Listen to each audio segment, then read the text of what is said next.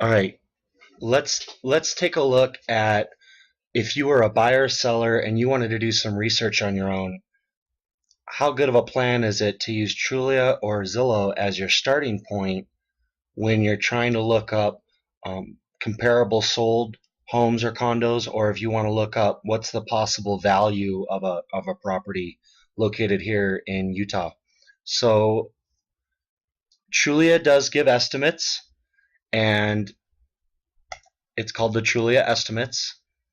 And what they want to let you know is that Trulia estimates are not available in all locations.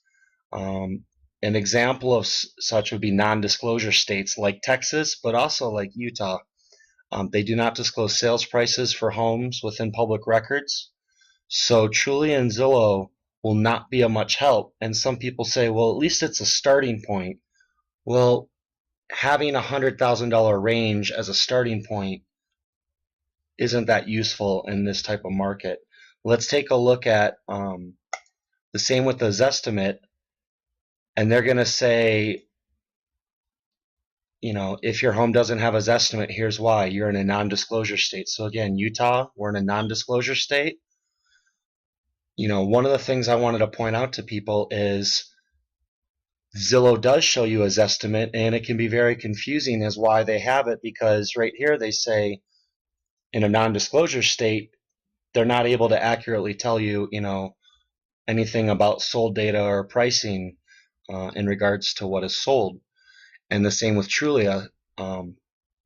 Also, let's just take a look at a recent sold.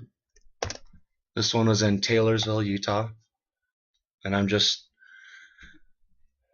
right away on Trulia. If I did a search and I was a buyer, before this sold, I might have wanted to look up how much should I offer, or if I was going to be the seller, to see they're reporting sold data here back on May 9th. They don't report where it's from. They have the information on the home correct as reported in the real estate multiple listing service. They use a Google map because the Utah real estate photos are copyrighted, so that's why they use the Google photo. And they give you the details. Now, what is a public record in Utah is the taxes, the assessment, the details on the house generally are accurate. What's not going to be accurate is any sold data or what they think the value might be. And let me show you why. This house said it sold for 174. It doesn't say that that's an estimate. It doesn't say that that's, if you were looking at Zillow, that it's one of its estimates. The problem I have with this is if you look up the actual sale, it was a short sale and it sold for $145,000, and it did sell on May 9th. So if you look at this listing, it never mentions anything about it being a short sale. And you see price history, and you go through all of it.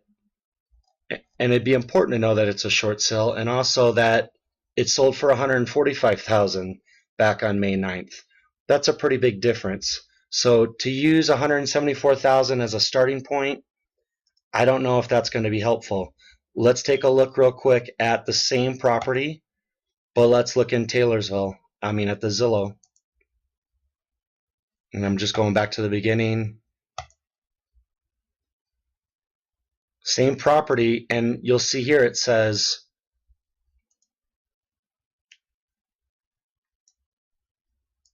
sold on 5/9/13 for $174,000.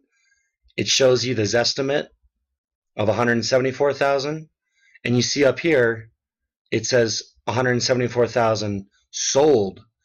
And let's look at the details page.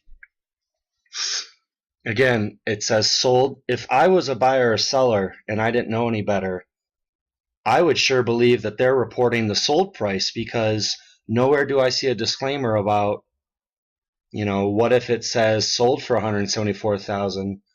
I know that the Zestimate is just what they're guessing, but sold data looks like, wow, I hit the jackpot. I can get sold data without talking to a Utah real estate agent.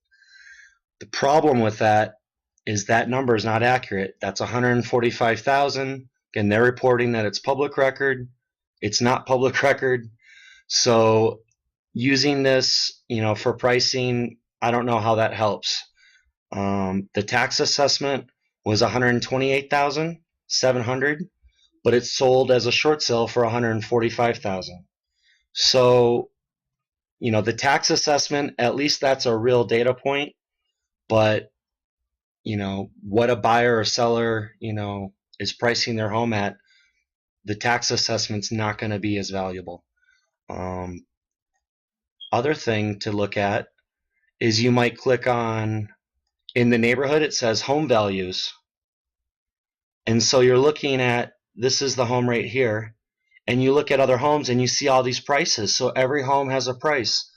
Well, back on the Trulia estimates, and on the Zestimate, on a non-disclosure state, they're saying if they don't have all the data, they won't display it, but yet you see pricing everywhere. So it could be very confusing to wonder, all those numbers look like you could really use them, to get a leg up on the competition, or, to get a good deal on a house.